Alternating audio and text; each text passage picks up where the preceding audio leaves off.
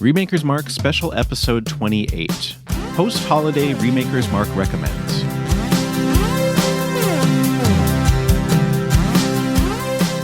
Hello everyone and welcome back to Remakers Mark.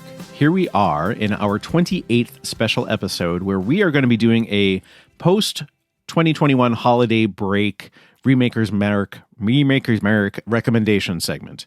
So we've all had a little bit of time to chill out, hang out with our people, hang out with our friends and family, and we just want to talk a little bit about what kind of got us through that, and maybe what got us through this year a little bit, because it was, not the easiest one. With me, as always, are my friends Andy, Jer, and Mark. Lee is not with us tonight. He had to hit the hay a little bit early on account of waking up early. Poor fella. So the four of us will do our darndest. So, Andy, do you understand the assignment? I understood the assignment. Is that a meme? Great. Is that the meme? I don't know. You're that was so not what I was TikTok-y. intending to. Man. My wife made her first TikTok over Christmas break, by the way. Thanks to our high how'd school it go? niece. I saw it, so that means it's pretty viral. There you go. It's the most virally. Wonderful, Andy. Thank you. I appreciate knowing that you understand the assignment. Take it away. So, as you said, Kyle, this year, it sucked for a lot of reasons. So there were definitely things that I needed to help get me through the day.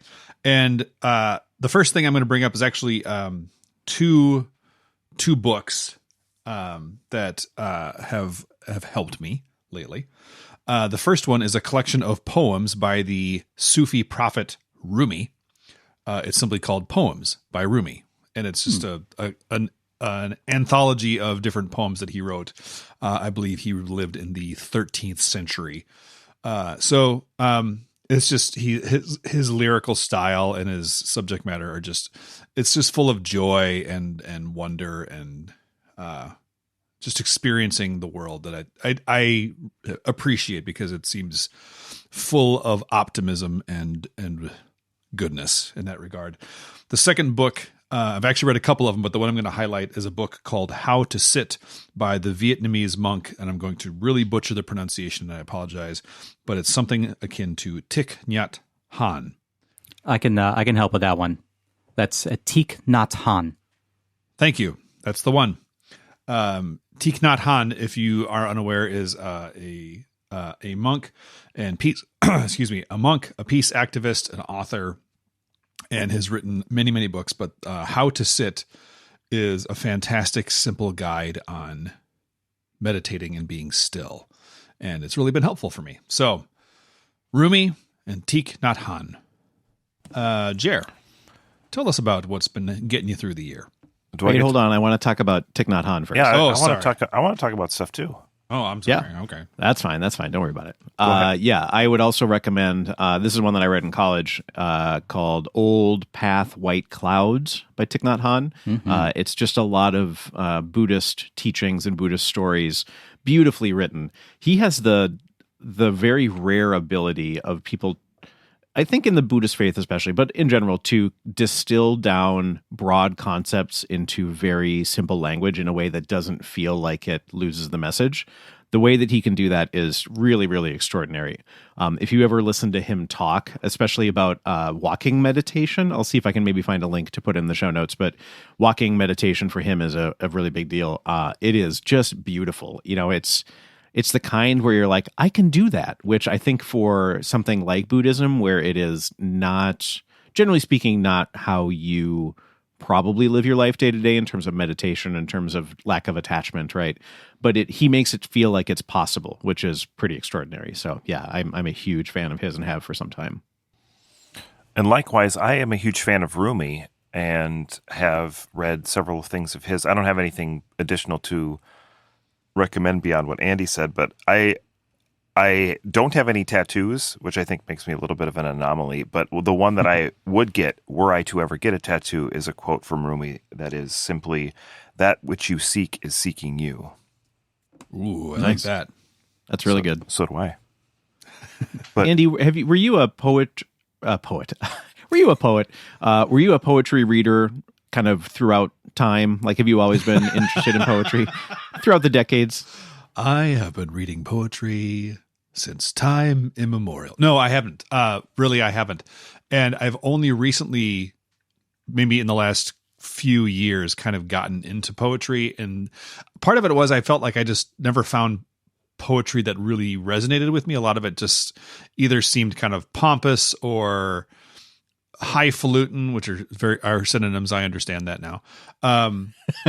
Or just never really rang true with me. But then I found Mary Oliver. I think I learned of Mary Oliver's poetry upon her passing. So I really came into the game late with her.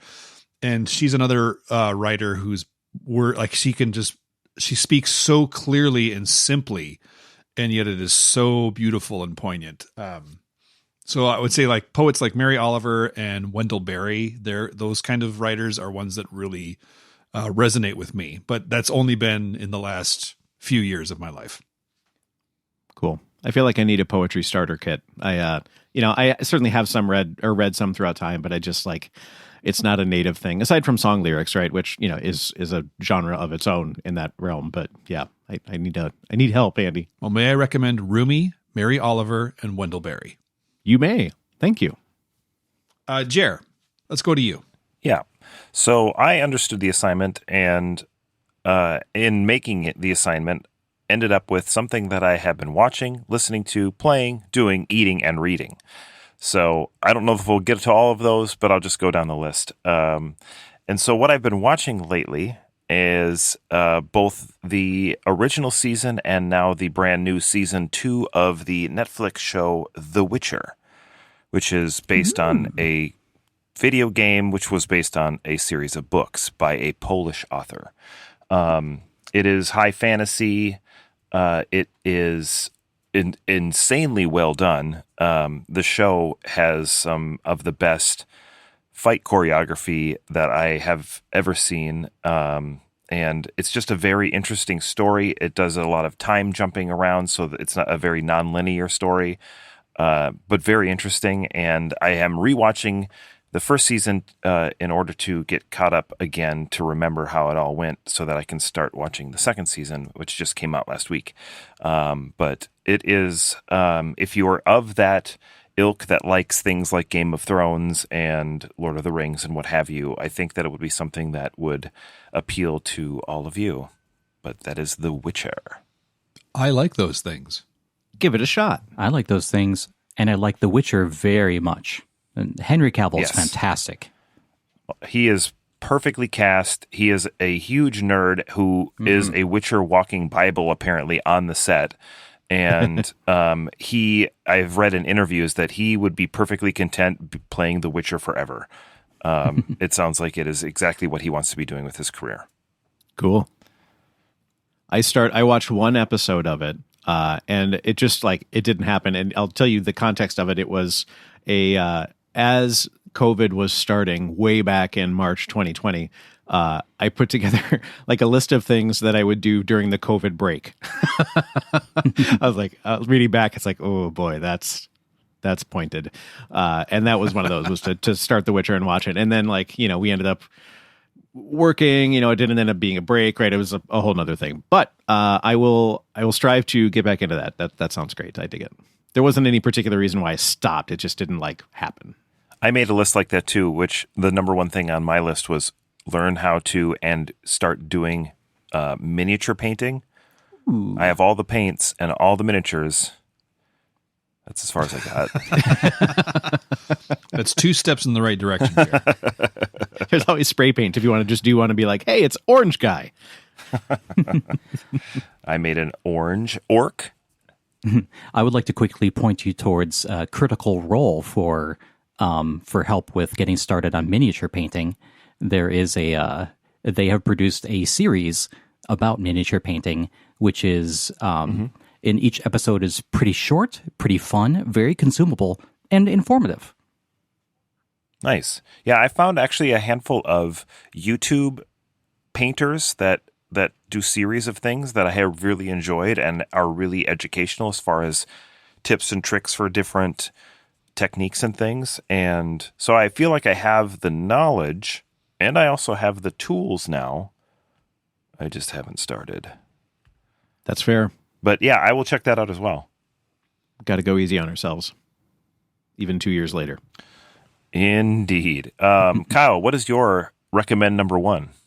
Yeah, so I'm going to also focus on something that I am watching. I actually just started watching it pretty recently. It is a series on HBO Max, actually. I don't know if it's on regular HBO, but it's on the streaming version.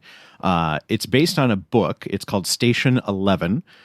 It might hit a little too close to home because it is a post-pandemic story. Not our pandemic, but rather a fictional pandemic from when this book was written, which I don't remember off the top of my head when that was. But it's much more of the almost the whole world dies from said flu pandemic, and then it's how the world kind of rebuilds after that. The funny part is that I remember almost nothing about the book. I just remember tiny little pastiches in my brain of what action there was, what happened, but I remember almost no details, which is great because I'm coming into this really new, and it's really well done. It's got Mackenzie Davis, who is in one of the more recent Terminator movies. It's got, who else? Lori Petty plays one of the conductors. So the premise is, in this post-pandemic world, Mackenzie Davis is part of a traveling music and actor troupe who goes in what they call the Wheel, which is like a group of 7 or 8 sort of makeshift towns that have built up, I think in Michigan, actually, weirdly enough, as the world has sort of rebuilt itself, or, kind of grown over and rebuilt itself. And then, hilarity ensues in terms of violence and action and whatnot. But it's really good. I highly recommend it. Performances have been really good. They do the kind of nonlinear thing where they bounce back and forth between, how it started, how it progressed, how various parts of the plot kind of came to being in and around the pandemic time, and then what that resulted in later. It's really solid. I highly recommend it. Nice. I haven't seen an HBO show that I haven't liked. Yeah, they usually do a pretty darn good job. I appreciate them. Mr. Mark, on to you. What is your first recommendation?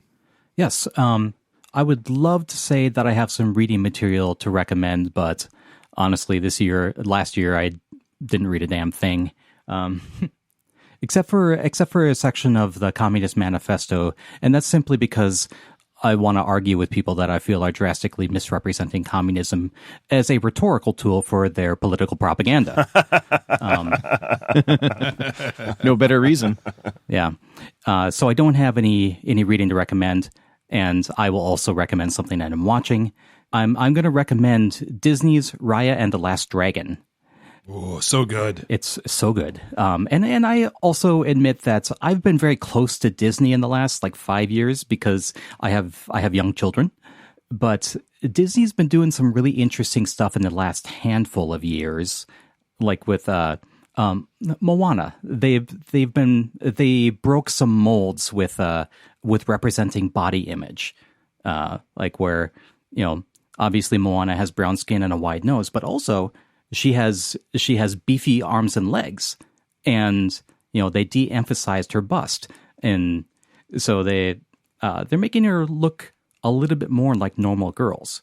In their most recent release, Encanto, they took what's basically like a fantasy adventure story and set it pretty much completely inside one house, which is a really cool idea. Just watched that movie. It was really fun. Yeah. Suffice it to say, I think they've been branching out a lot since the Frozen movies, which, despite being really quite good, are basic fantasy adventures that are also musicals. Yeah, those movies are more typical in their formula. There's a danger that threatens the whole world, blah, blah, blah, go on a quest, and etc. You guys know it. This brings me to Raya. Raya is that, but there's a really big departure from other Disney movies, and it's a really simple one. It's not a musical. Huh. There's not one singing piece in Raya and the Last Dragon. Huh, I didn't know that. That, I think, it strikes me as really interesting and really significant as a Disney release. And true, they followed it up with Encanto, which is, again, a musical, but they're showing that they at least are interested in making things that are just straight up adventure movies. And turns out they're really good at it. Mm-hmm. So yes, that's my piece. I recommend Raya and the Last Dragon, streaming now on Disney+. Nice. Nice. I still have not seen that, and I now really, really want to even more so. So it's thank you for so good. It's so good. Really, really good. Yeah. There's been a glut of really great animated movies in the last 2 years. Yes, for sure. I was actually just talking with my kids about, because like I said, we just watched Encanto probably 3 days ago, and we were talking about the depictions of the heroines in these movies lately has been a nice, refreshing variety of skin color, body type, body size, age, all kinds of things. It's just really nice to have that. And even better than that is that the stories that they're telling are just really, really good stories. And they're using that this newfound diversity at Disney. They're using it to their advantage to tell these really interesting stories by incorporating elements of those cultures and not trying to Americanize or whitewash these stories, I felt like. So it's been really, really, really great. They're just normalizing it, and I think that's fantastic. I totally agree. And it only helps that, bringing on Lin-Manuel Miranda to do the musical stuff for their musical movies is, well, it's fantastic. He's killing it. Yeah. 100%. Yeah. He's doing okay for himself. I mean, he probably could have retired after, in the middle of a Hamilton run, but no, he's still doing good stuff. Let's segue, shall we? Sure. Okay, round 2. Kyle, back to you. Thank you. Yes. We're going to talk about listening to things here. This is going to be a threefer. I'm going to go quick. The number one thing that I recommend is good headphones. It sounds like kind of duh, but man, when you have good headphones and you can kind of disappear into the world. Before we were doing this recording, we did pre-production for our next episode, which is Dune. And Jared was telling us about the new headphones he got, which are some Sony noise canceling ones. And I've been trying, I listen to a lot of podcasts, as you all know, as a big podcast nerd. I've been trying to listen to more music of late, and I've been trying to do more active listening to music, and just having good headphones that you can use to do that, where you can really close your eyes and hear the separation, feel tracks. I mean, you can be a music nerd to do this. You don't have to be, but just listen differently. Get some good headphones, really be able to dig in and feel that music, because man, it makes a world of difference. Number 2 is I want to recommend something that I have been a lover of for a long time, which is the podcast Song Exploder. I really feel like 2021, it wasn't a comeback because it's always been good, but I was just sort of reflecting on how amazing this last year was. I'm going to read off some of the artists that they featured. So Song Exploder is a podcast by Hrishikesh Hirway, who is a wonderful, wonderful host, where they interview musicians and talk about how they wrote and performed and produced songs and basically kind of break it down, isolating individual parts, talking about the writing and performing and producing process.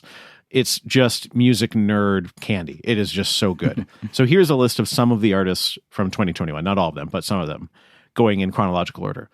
Cat Stevens, Haim, Glass Animals, Jean-Baptiste, Imagine Dragons, Porter Robinson, Sparks, Cheap Trick, The Shins, Licky Lee, Lucy Dacus, John Lennon, I know that's a weird one, I'll come back to that one, Willow, The War on Drugs, Hans Zimmer, and Danny Elfman. So that was, I would say, about half of those in 2021. Just incredible. The John Lennon one was especially interesting. His estate reached out to Hrishikesh and asked him if he would do a Song Exploder episode kind of akin to what they're doing with Get Back on Disney Plus, which is also incredibly good. But basically, given a huge amount of interviews that happened over time and stems from different recordings, to basically do a Song Exploder episode about a John Lennon solo track called God. And it is unreal, just incredibly cool just to hear that, almost travel back in time, to hear Lennon's voice, to hear people that contributed to it, that were part of it. Ringo Starr was in there. It's really, really something really special. The other thing that I want to recommend is another podcast, which is a little podcast called Other People's Words.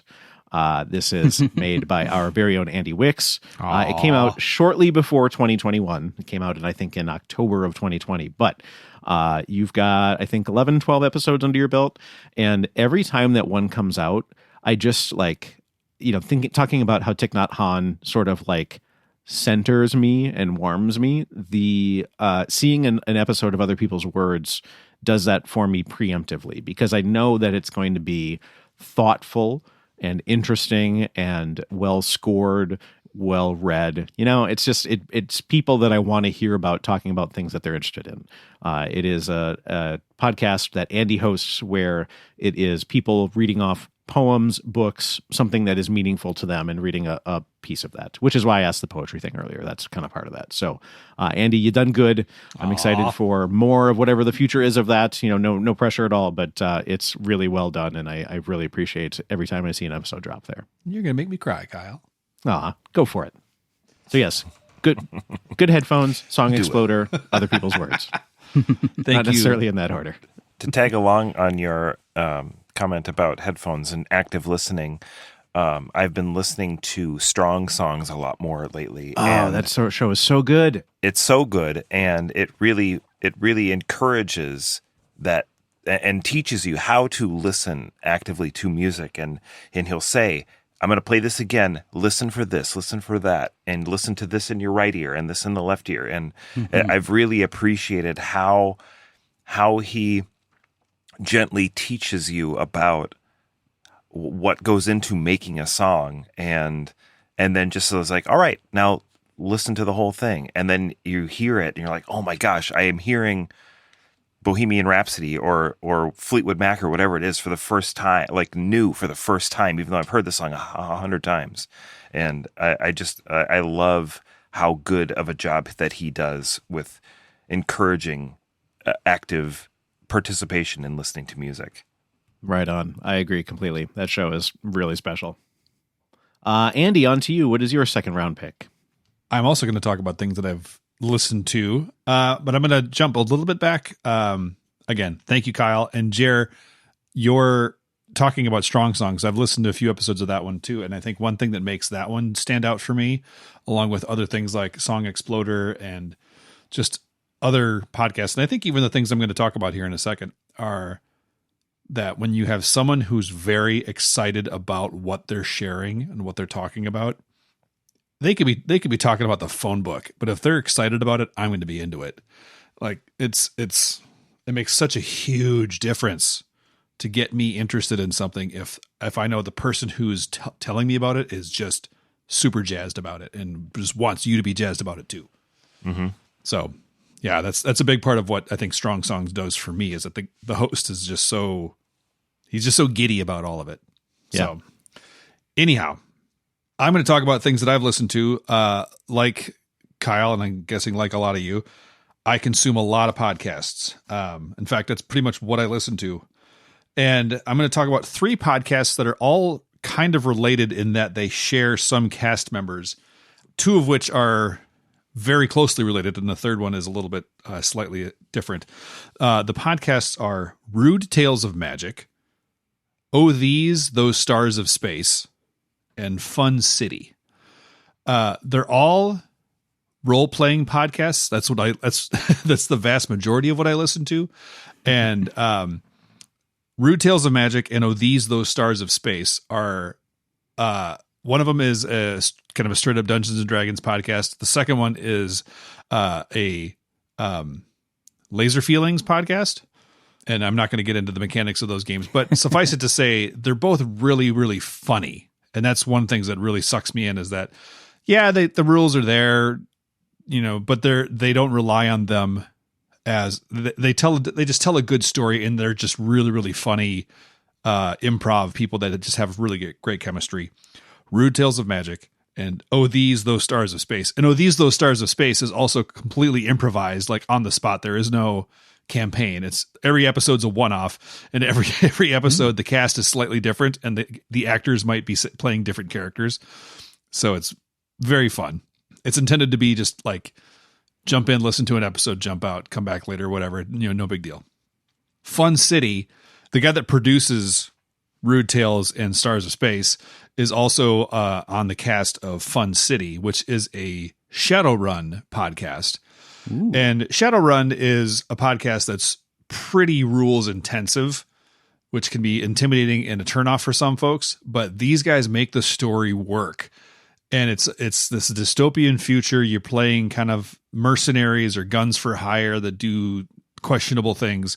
But again, it's just the people that are on the show are great collaborative storytellers. And so the mechanics of the game are really very secondary, and they don't bog down the story at all. They just tell fantastic stories that I can't wait to get into the next one. That's, it's another sign to me that it's a good podcast when I immediately want to listen to the next one.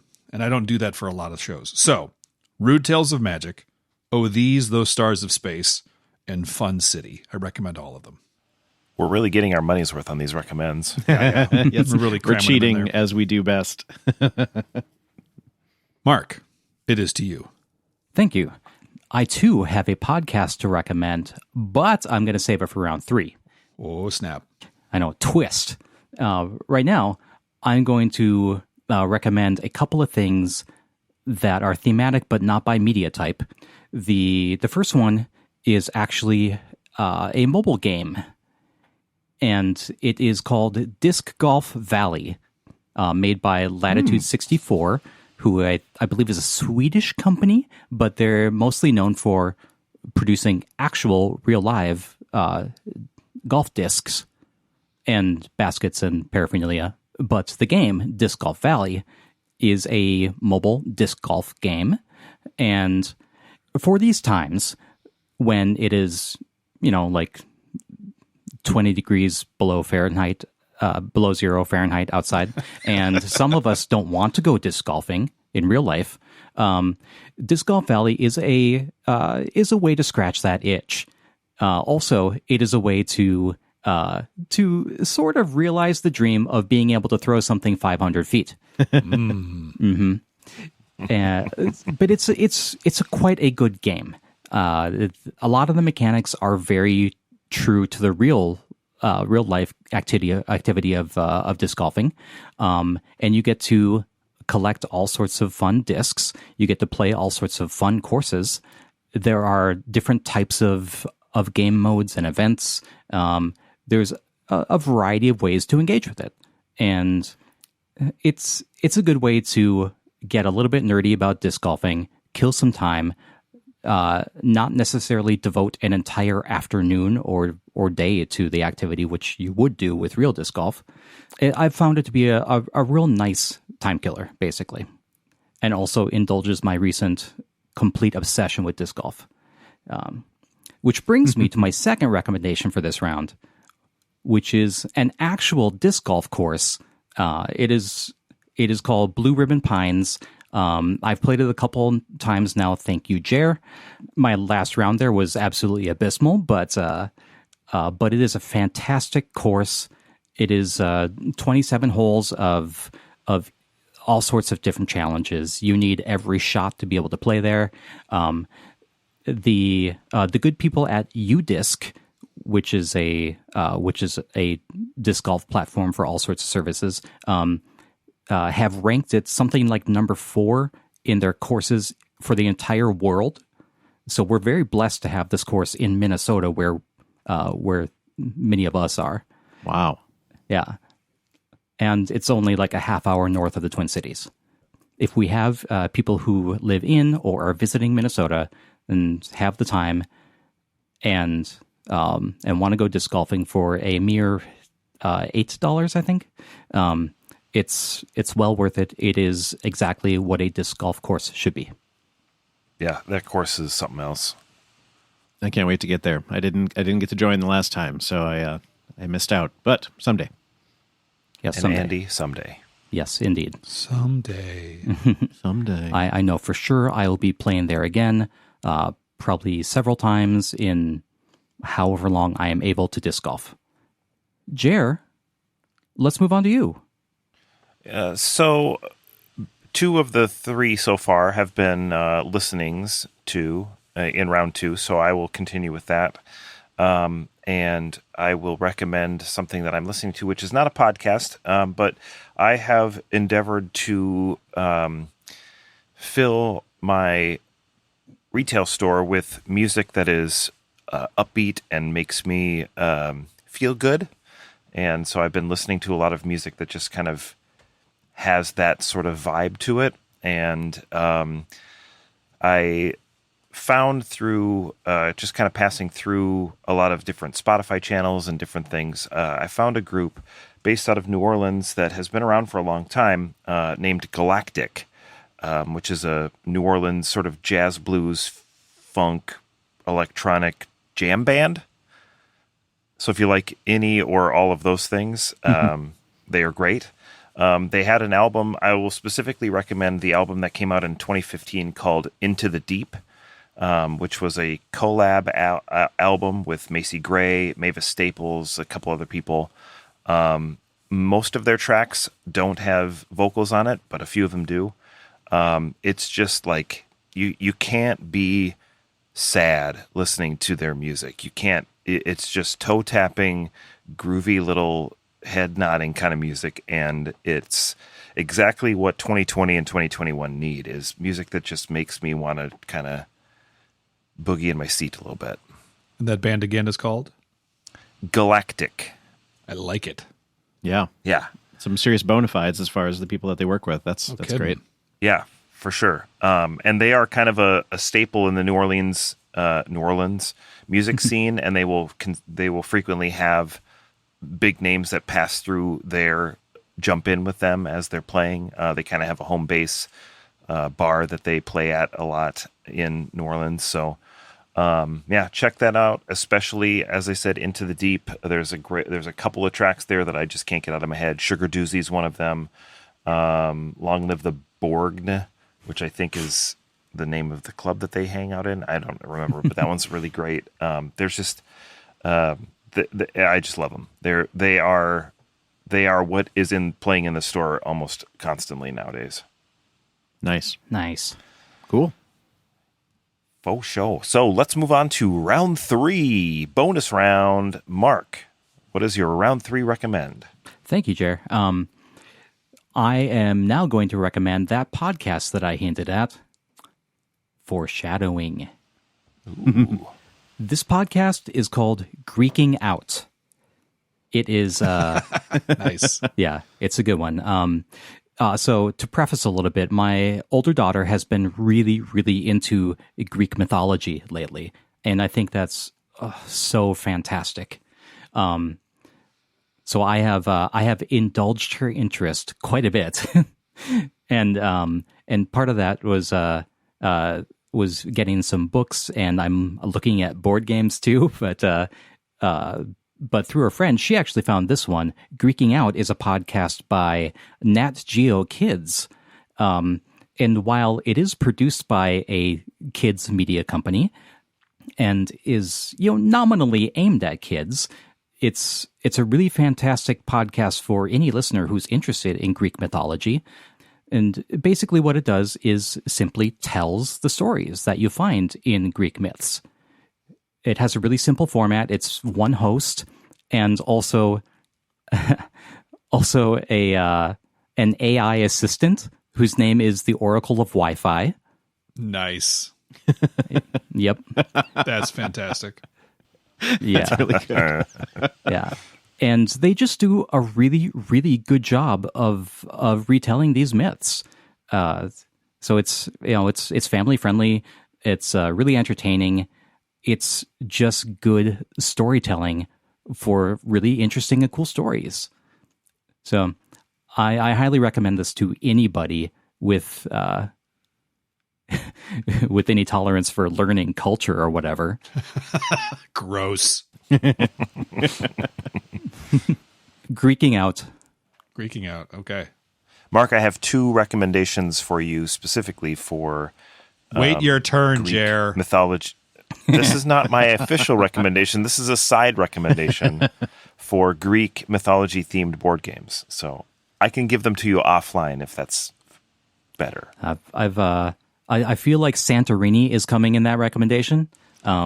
But yeah, that would be one of them. Yes. Yes, please feed me. I am the baby bird. Feed me.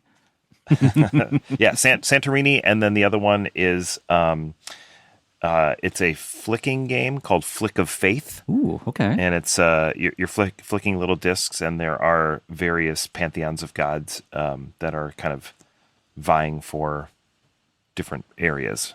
It's a very lo-fi, not overly complex, but it's a lot of fun.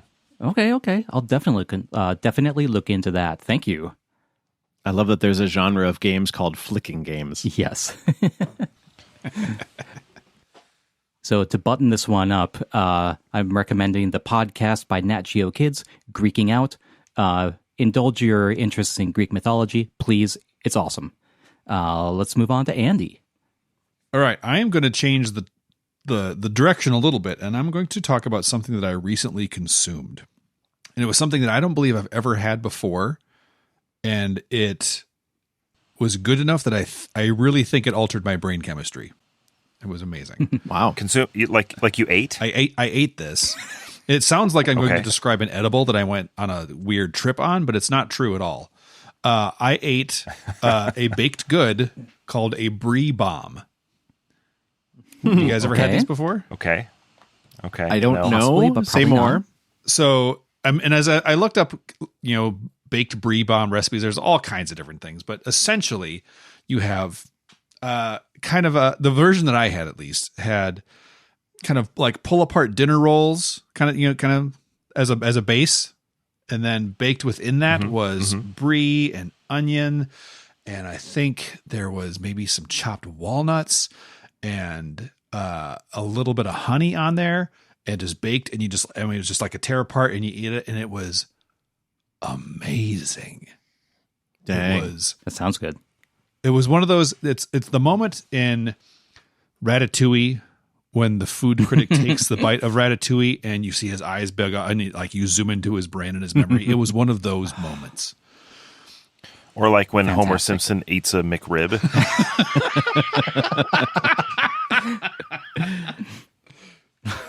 Sure, if that helps you get there, then yes.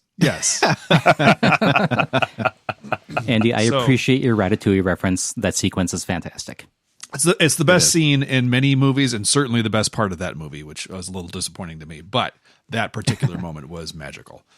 Will you bring one of these brie bombs to the cottage? I will see if I can find. I don't even know if my wife made them or my mother-in-law made them, but whoever made them, they're like a once a year kind of treat, because it was served in probably like a 9-inch round pan for like 12 of us to just pull apart, and I could have eaten the entire thing easily.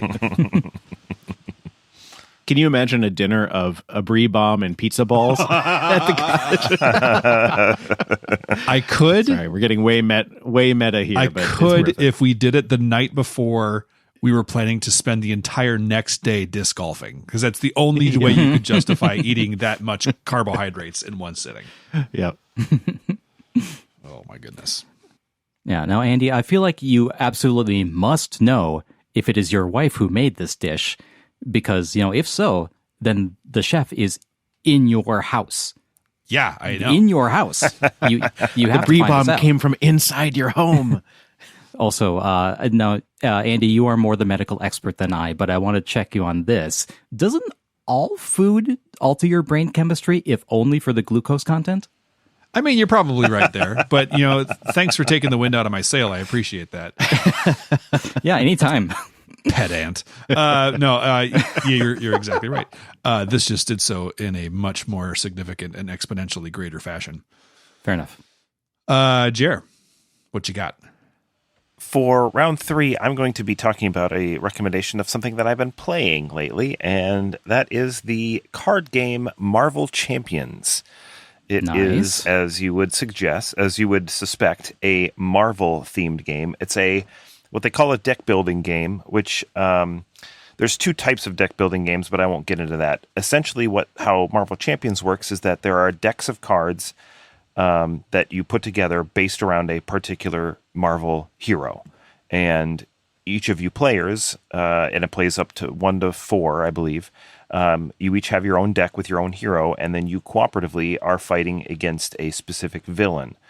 And there are, I believe, 24 or 26 heroes that have been released for it so far, and nearly that many villains. And several of them are in 4 or 5 villain campaigns that you would go kind of one to the next, and different things carry over from game to game. But largely, it's just sort of a standalone. I want to play this guy, you play that guy. We're going to play against this guy, and then we go, and then we play, and then we're done. It's very accessible. There are, like I said, so many different heroes to try out.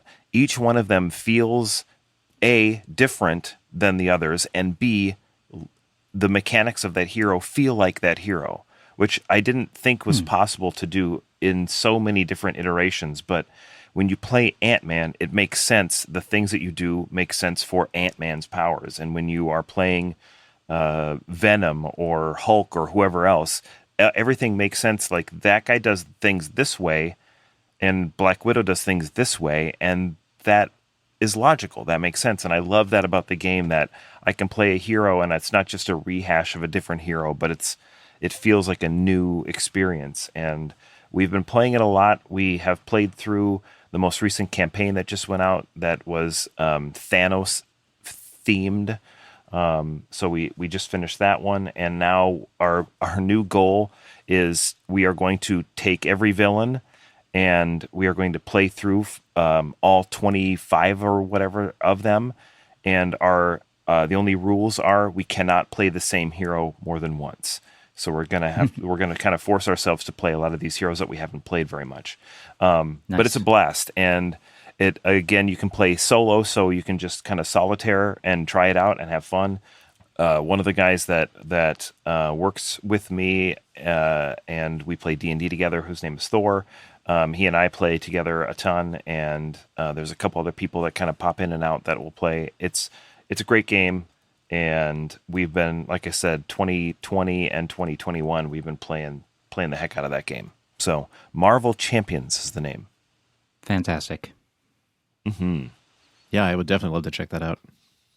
I considered bringing it to the cottage, but it's only 4-player, and it's which kind of is limiting, and it starts to get kind of jam-packed when you put it all together, because there's so many different decks and things. So it'd have to be kind of a slimmed-down version of it that I would bring, but maybe. I've only played it once, but I was impressed at how superhero-y it was, and yeah, I mean, the character design was really, really good. It is as understandable and as playable as a deck builder game is, because those can be kind of complicated. But I think this one did it as well as any game that I've seen try to do that style. Agreed. Yeah, it's from Fantasy Flight Games, which has also done a deck builder similarly around Arkham Horror, which is Cthulhu mythos. They also did one around Lord of the Rings and Game of Thrones. So they know how to make deck builders, and they know how to make them thematically fit what they're trying to do. So that will bring us to the end of round 3, and Kyle. Yes. So the last thing that I'm going to recommend is something that changed my life over the last year and a half. And I don't say that lightly. It's not like, I don't know. It's not like I found God or whatever. Like, it's not that. Rather, it's a particular type or particular brand of face mask. So as we know, we live in a world right now where masks are hugely important, and it is required, bar none, for being out in the larger world. I work in retail, which means that when we were not working from home, when we were back in the retail store environment, I wear a mask like 8 hours a day, and that's a lot. I know that doctors have done that for a long time, and I am ever thankful for them for doing that, right? But it's a lot, and the thing that made it possible for me to get through this time being out in the larger world for that long is having a particular type of face mask that ended up working really well for me. It's a company called Starks. as in Tony Stark, but it's not actually Tony Stark. They're a vacuum sales company out of Oregon, weirdly enough, but I don't know if they just found like a good wholesaler or what, but their masks are extraordinarily good. They probably made them out of their vacuum filters.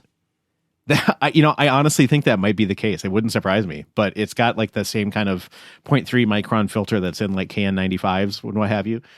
So it's legitimate. They're not just like, they look pretty. They're really solid, very well made. They stick out from your face a little bit more. So they're a little bit more out, which also means that it's not smushing up against your mouth and it doesn't like kind of, breathe in with you while you breathe. They've got above where the kind of normal nose ridge is, there's another little flap that flips up, which for me, my glasses rest on. And so no air gets up into my goggles region or gets up into my glasses region, which for you glasses wearers out there, I'm sure you can be like, oh my God, send me 1,000, which is pretty much where I'm at. They're just so good. They're so comfy. I trust in the safety. They're washable up to a certain point. They're like $12 a pop. Right now they've got a buy 4 get 4 free. So I mean, basically that brings it down to like $6.50 a pop. So can't recommend them enough. I seriously don't know what the pandemic would have been like without these face masks. I just know that when I have them, they're going to work for me. And I watch people like pull and adjust and like tinker with their face mask all day. 1, bad idea because you're touching the thing that's supposed to make you safe. 2, that seems awful. That just looks like a bad situation. And I never have to touch mine. I never have to adjust it, which means 1, again, I'm safer. 2, I'm just living my day. I just happen to be living a day behind a mask and it's not any different. So they are super good. I highly, highly, highly recommend it. If you are frustrated with the masks you have, buy a few, give them a shot. I think you'll really like them. Nice. I'm definitely going to do that. Yeah, they're super good. I seriously can't recommend them enough. They have small ones too for kiddos as well, which is kind of cool. All right. Well, here we were thinking like, well, let's see, maybe 3. We'll see. Well, maybe we'll do 4 if it only takes like 11 minutes. Well, here we are at minute 51 of recording. I don't know how much this will edit down to, but we're good and chatty. So let's see here. For the 12 recommendations, I think we probably fit in about 20. So that's good. That's the way we roll. As we should. I didn't even get to my doing, eating, or reading. We'll do that in phase 2. That'll be the Patreon bonus episode or whatever for the Patreon that we Wait, don't we have a Patreon? Shh, don't tell anyone. The problem is we don't have a Patreon. Yeah, we don't want patrons. Come on. That would require listenership. Aw, nuts. JK. Well, thank you again for hanging out with us, everybody. We're excited for 2022. We're just going to keep on keeping on, and it'll be great. So, thank you again for hanging out with us as always. We appreciate you all so much, and here's to a great year ahead. Andy, Jer, Mark, thank you as always. Lee, hope you're sleeping soundly and enjoying some Z's. And we'll see you all soon. Take care, everybody. Bye. And also with you. And also with you.